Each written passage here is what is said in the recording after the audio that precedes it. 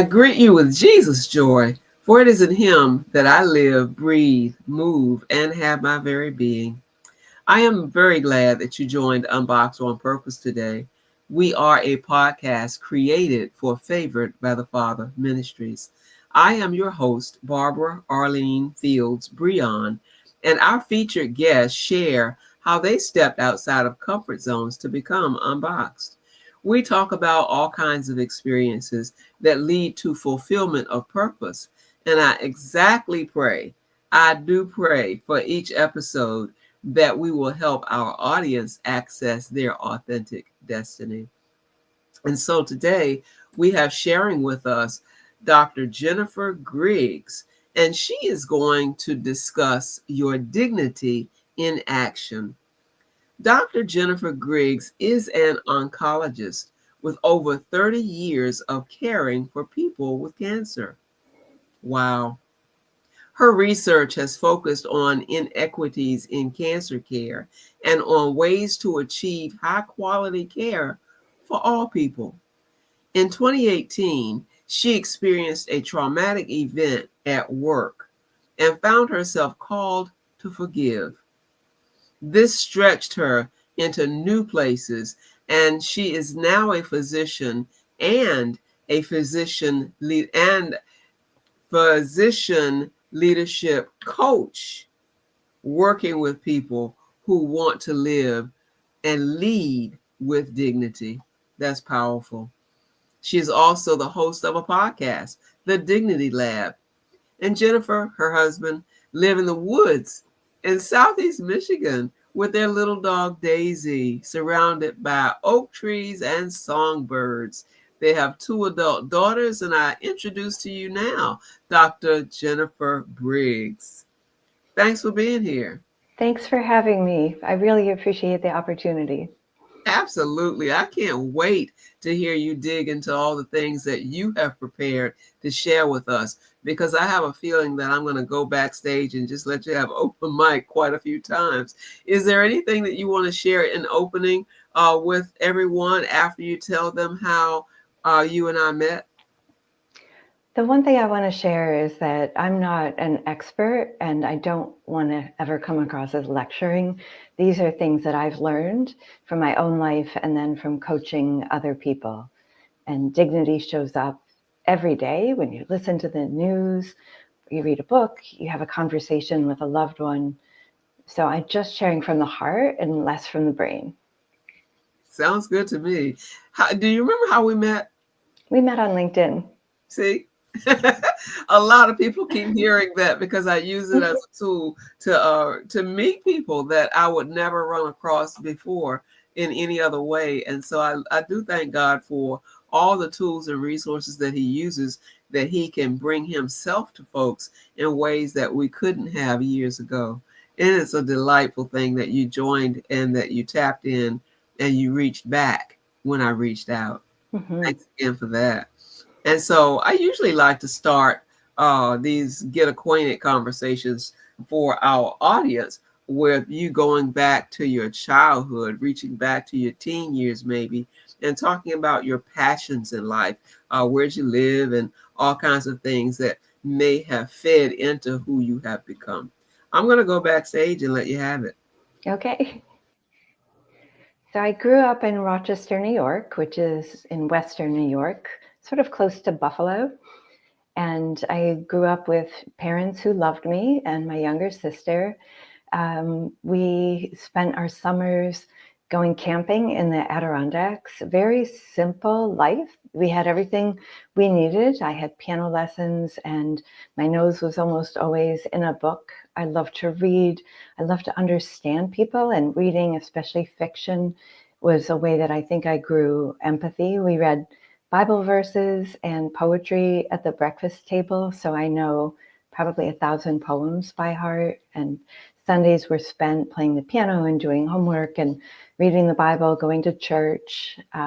I taught Sunday school and volunteered in all sorts of places in my church. I used to sing. I had no formal singing training, but my dad would play the piano and I would sing. My mom is from England, so when I was about 4, we started going to England every other summer and we'd spend long periods there. So I didn't ever really have a paper route or anything that would require me to be available year round. I did babysit a lot, and like I said, I played the piano and I also played the clarinet. I was a really good student. I think I was terrified of not being a perfect student. My parents, as loving as they were, expected perfection. And that's a little hard when you feel you can't make a mistake. So I grew up thinking of God as quite fearsome, sort of like a father figure who was very stern, and an old white guy with a beard, sort of Michelangelo's picture of God. I rebelled a little bit when I went to college, and really got immersed in secularism. And I think there's a lot to be gained outside of our faith. So I really explored a whole other way of thinking while still attending church and being part of our campus ministry. I then went to college and then medical school, and then did all of my training at the University of Rochester.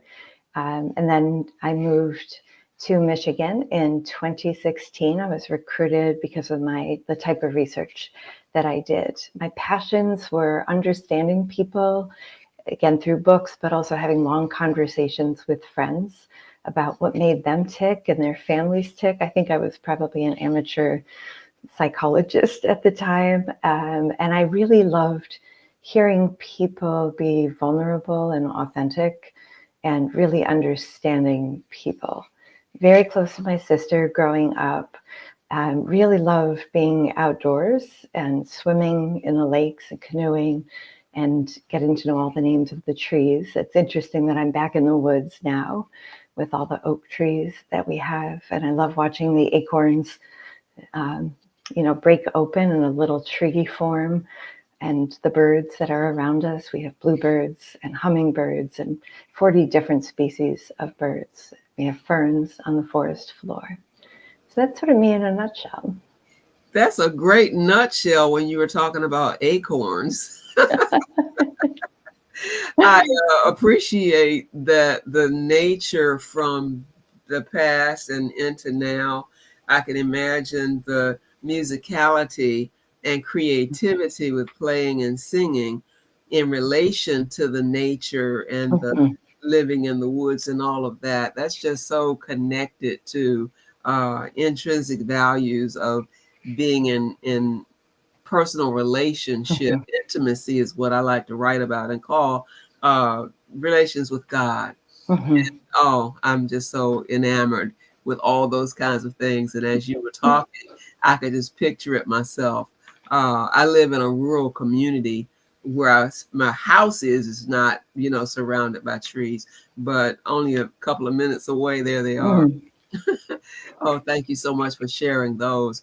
We've all been through some things, and from the bio that I read about you at the beginning, we kind of know that you're a doctor, and you deal with some interesting topics in regard to your podcast. Tell us about a time, though, in your personal life where you stepped outside of a box of confinement or a dark place in your life, or however you choose to put it. You stepped outside of your comfort zone to pursue your purpose.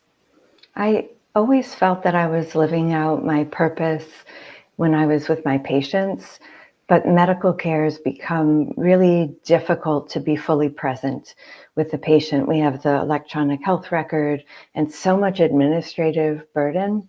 We also don't have enough staff to help, and I felt like I wasn't delivering the kind of care that I wanted to. At the same time, something really bad happened at work that I don't talk about in detail, but something bad happened. It was really my valley of the shadow of death, and everything was threatened. My safety, my freedom, my ability to provide for my family, everything in my world was threatened. And I was reduced to sort of like a baby, and really traumatized and betrayed.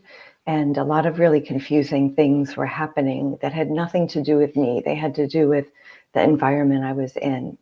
And this call to forgiveness that I had was prompted by my husband saying to me, you need a plan.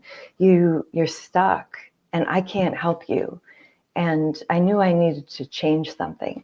So I started reading about forgiveness and learning about forgiveness and realizing actually I hadn't been a forgiving person my whole life, that I was really being called to change my heart. I believe that forgiveness is a change in emotional experience, and it's also giving up all hope of a better past. So it's two things: giving up all hope of a better past and a shift in emotional experience. So when we're hurt, we have anger and fear and grief, and those are sort of hot emotions. And every time we tell the story of somebody hurting us, we relive that experience. Our brain lights up in the same place it does as it happened the first time. So you're basically inflicting this pain upon yourself, but there's something we get out of it, right? We want somebody to come in and rescue us. We want somebody to tell us what happened wasn't right. And learning about all of this and learning that I had these rules, unenforceable rules, that people should be a certain way, I was giving away all agency to other people when really I was responsible for my own behaviors, my own accountability. Learning how to forgive made me want to share that with other people, because we're told in the Bible to forgive, and we're not really told how to do so. I think that the way that you expressed all of that is, I'll call, teachable moment. A teachable moment, because there was trauma, real trauma. Yeah.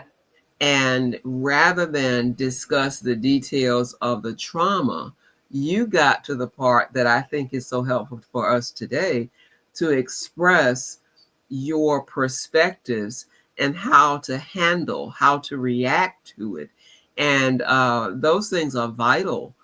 Sometimes we, what I call, rehearse details over and over, meaning we relive it as we retell it. And if we get to the part about what you're learning, what you've learned, what you've experienced in terms of how it makes you better, it makes you react better when trauma or dysfunction happen later.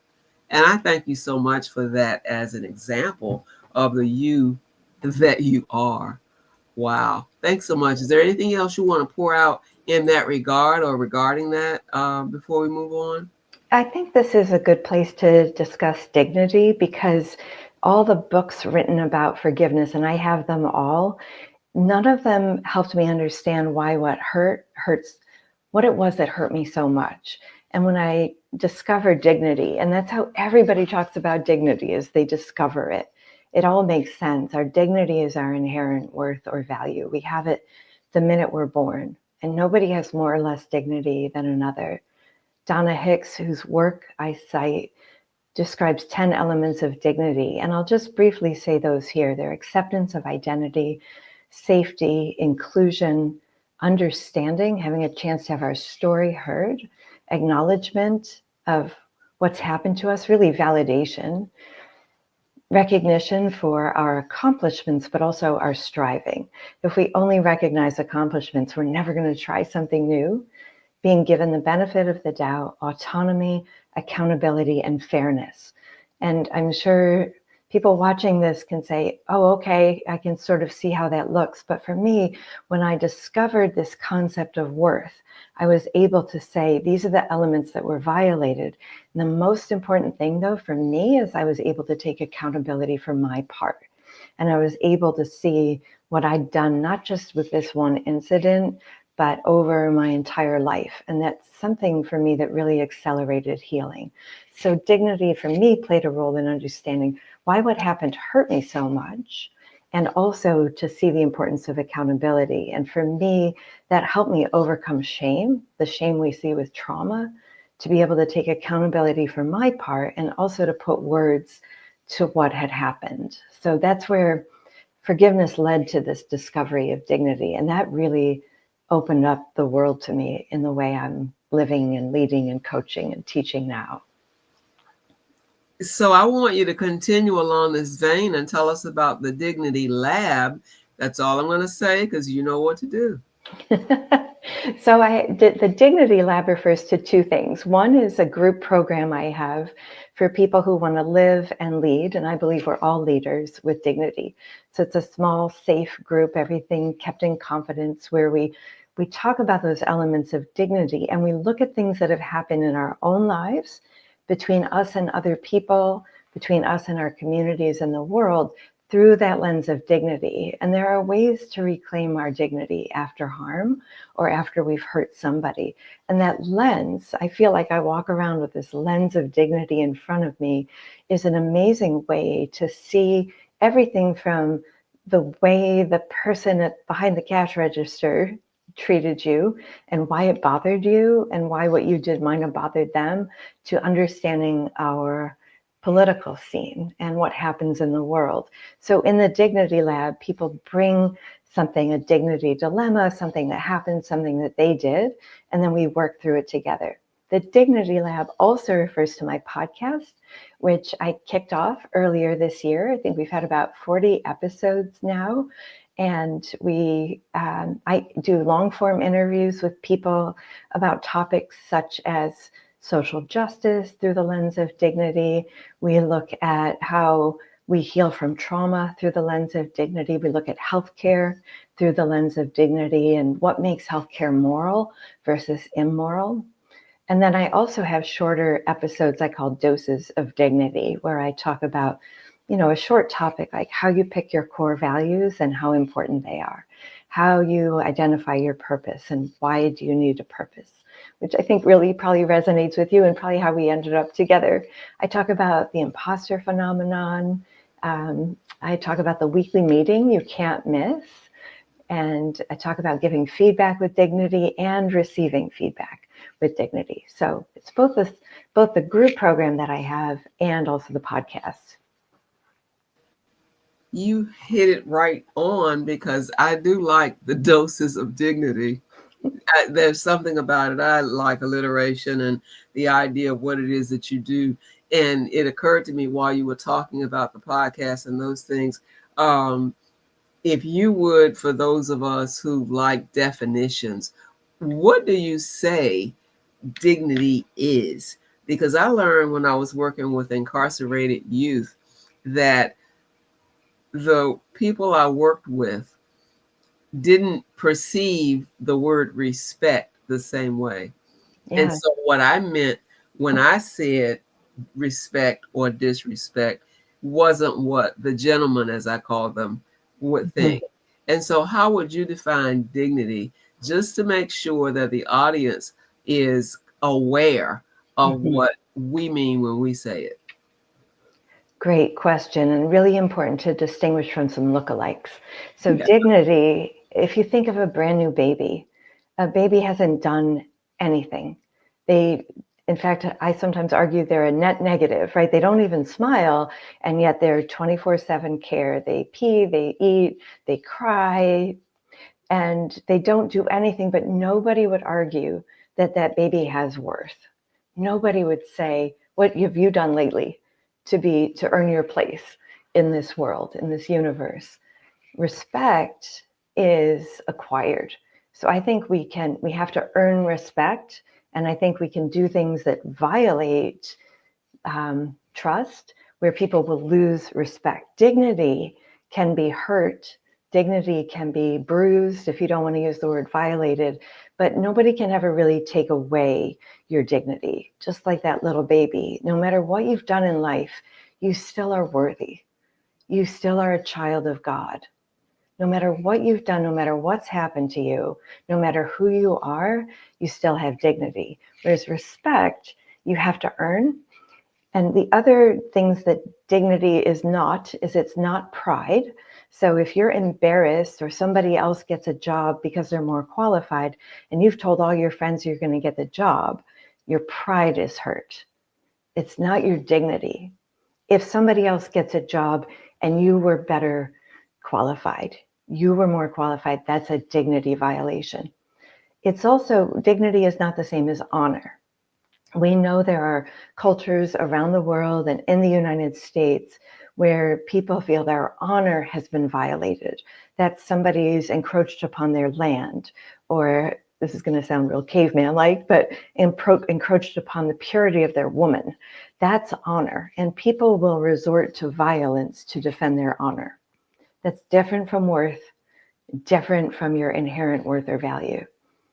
The other thing dignity is not getting what you want. So if your child says to you, you violated my dignity because you didn't let me have ice cream 2 days in a row, that's the child not getting what they want.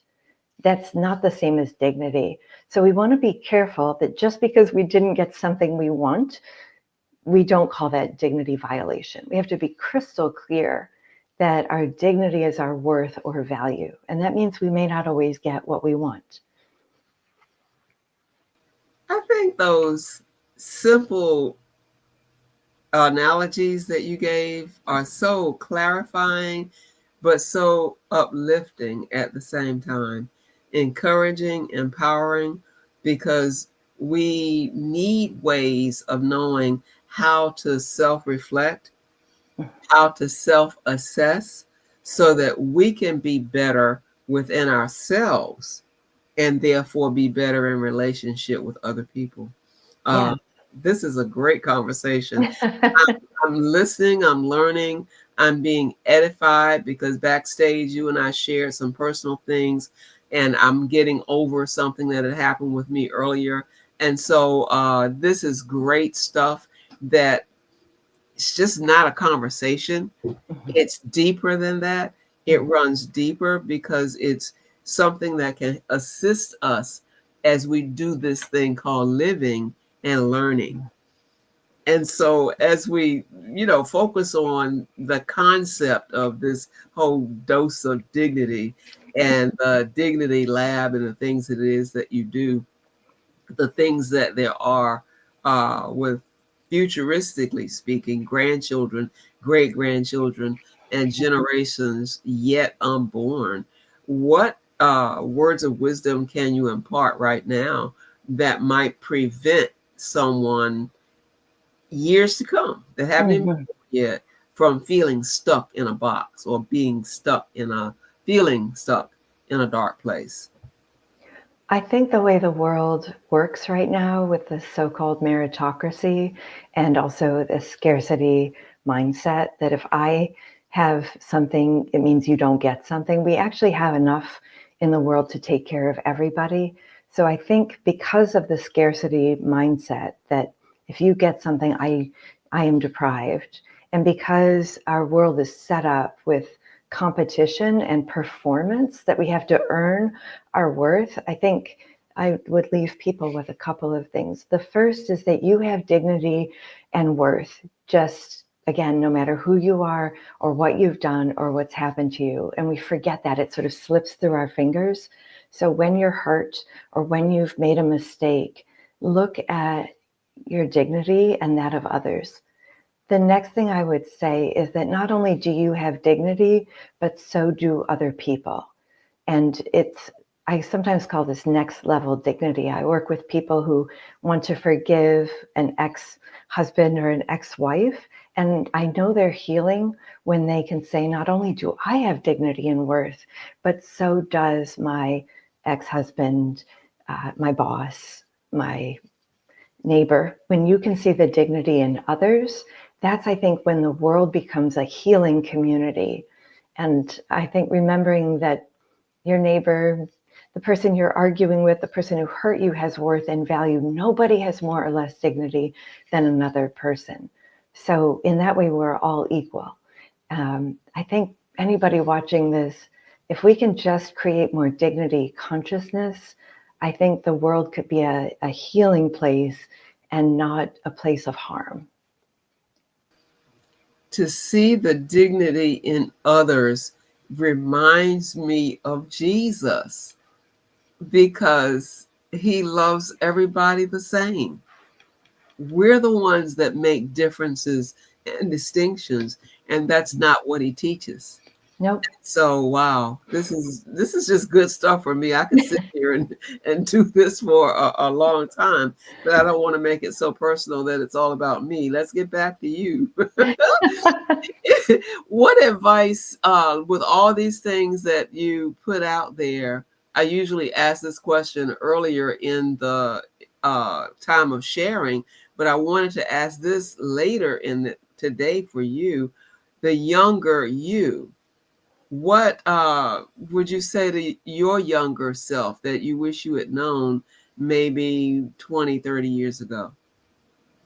You might be able to predict it, but it would be that healing, I think as much as God can help us heal, I also think we have to at some point take some responsibility and make a choice to put more goodness in the world. So rehashing old harms, whether it's the way our parents treated us, I used to complain about certain things with my parents, and we have a choice every minute to put something good into the world or the opposite. And I wish I'd known that earlier. I think I would have been more fun to be with, and I would have felt more joyful, and I would have had more energy.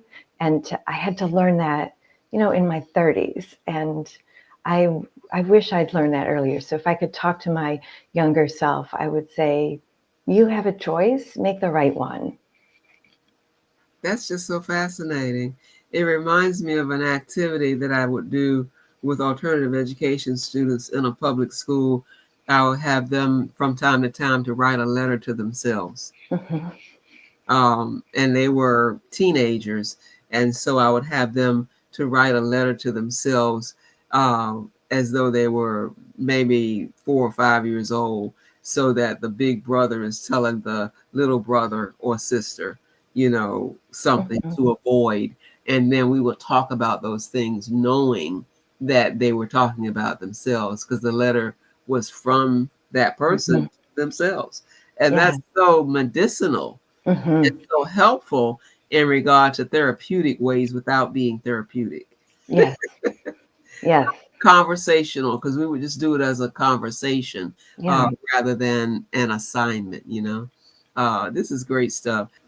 As we reflect on what has happened in our past and we think about talking to our younger selves, it always helps us to just in a medicinal or therapeutic way without being stagey and stiff about it, as though you're sitting on a couch talking to a therapist. We can help ourselves when we take responsibility for our own actions. And so, in our past work and the work that you do, even with persons regarding dignity, I know that you are an oncologist also, you're a medical physician. There are ways that you approach your patients. And I want you to talk for a moment about how your podcasting and how your coaching actually assist you, the individual person, in terms of your purpose in dealing with and talking to people and helping people, relating to people in ways that in the medical profession you're unable to because of some of the things you talked about earlier in this podcast. I think the key thing is time and creating a sense of fully being present. So in the exam room, the alerts are going off, and we only recently got rid of pagers, text, people knocking at the door. It's hard to give somebody the gift of your presence, but with coaching, we slow everything down. And I think that's one of the gifts of being in a group with people. I meet on Zoom, but we slow everything down. We start our sessions by looking at one another and acknowledging each other. And we don't do that enough. The gift of our presence and deep, radical listening to others without thinking about what we're going to say, without thinking about even the next question. Coaching, you learn to dance in the moment. And I didn't learn that in medical school. There are so many things I didn't learn in medical school, that our patients have their own wisdom, and they're resourceful. That as an expert, I was bestowing my wisdom on the patient. I'd give them advice to try things they'd already tried. If I just learned to ask a question, like, what have you tried? They would have told me, and I would have learned so much more by not talking. So with the podcast, I get to practice radical listening, which includes being aware of power.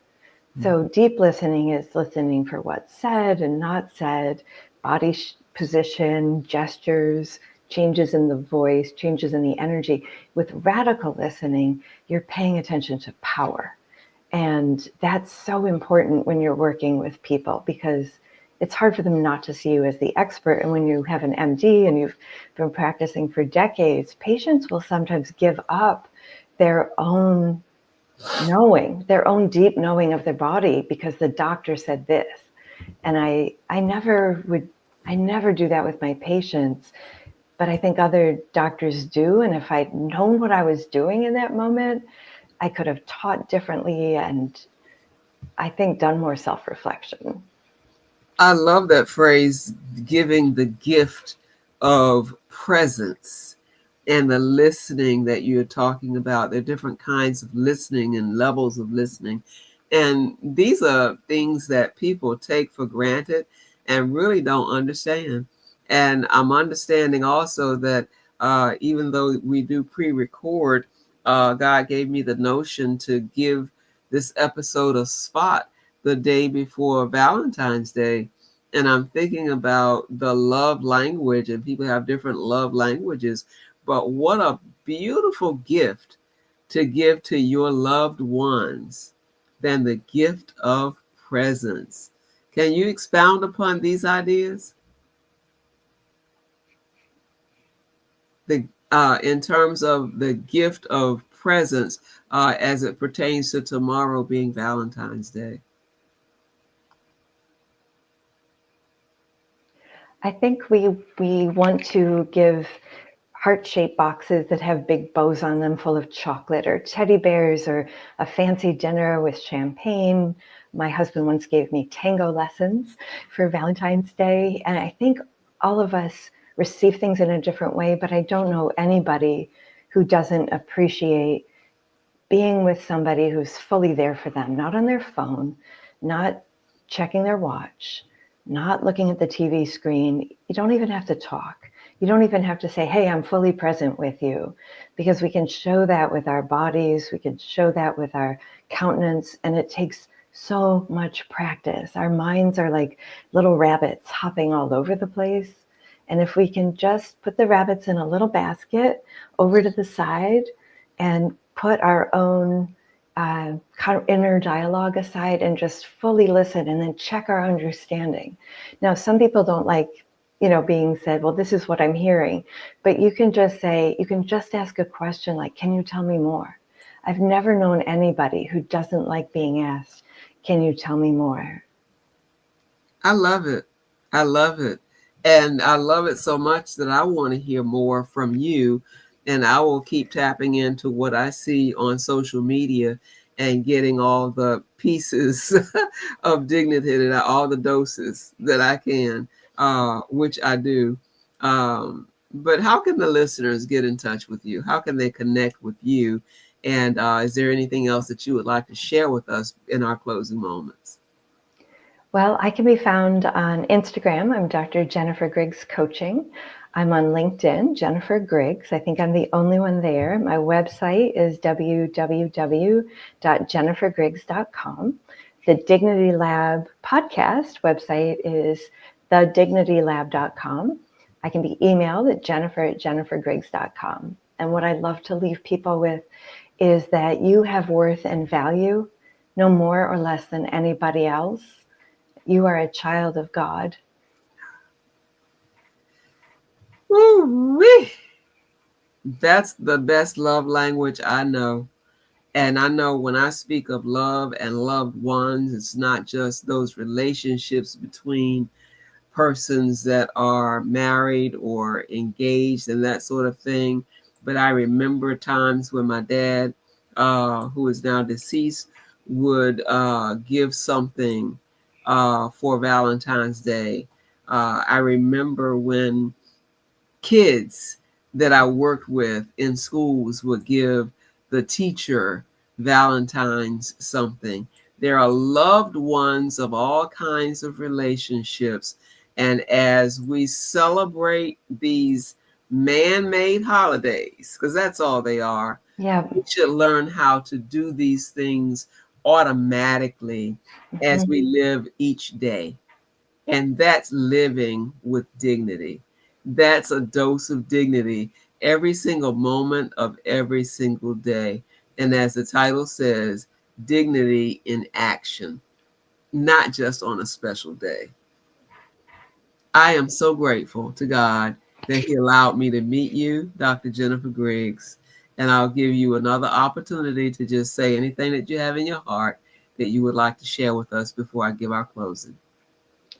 I would say we know there are different kinds of love, and one of those is agape, the love that God has for us. And for me, dignity is love in the biggest sense of the word, beyond our own skin or actions or words. That made me get misty, and I'm going to try my best not to cry. But I feel so emotional about the whole concept of God's agape love, because He gave us so much, and all He wants us to do is share that He is for us with other people. And so I believe that our podcast has done that it has empowered people, that this episode has allowed people to step outside of their own minds to visit how they approach others, how they have ownership. They must have ownership of their part in something else, relationships with other people. Thank you so much. Oh, my pleasure. Thank you. It was so good to talk with you today. God bless you. God bless you. As we turn to our listening and viewing audience, thank you so much again for joining Unboxed on Purpose. We have refreshing and stimulating conversations. We try to share our experiences that shape our now as well as our future. Join us on Thursdays that we release, but once I put them on our YouTube channel on Thursdays, I don't take them down. So you can look and press play and share them with other people to empower their lives as well. You'll find us on a Favored by the Father YouTube channel, on our Facebook page, LinkedIn, and most podcast platforms.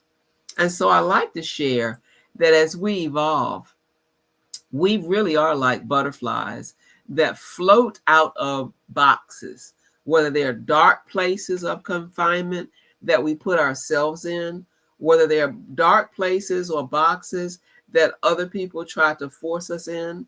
Sometimes there are situations and circumstances that are beyond anybody's control, but we flutter freely out of those dark places and we evolve into whatever the Holy Spirit will allow us to advance us to immeasurable and lofty levels in the Lord.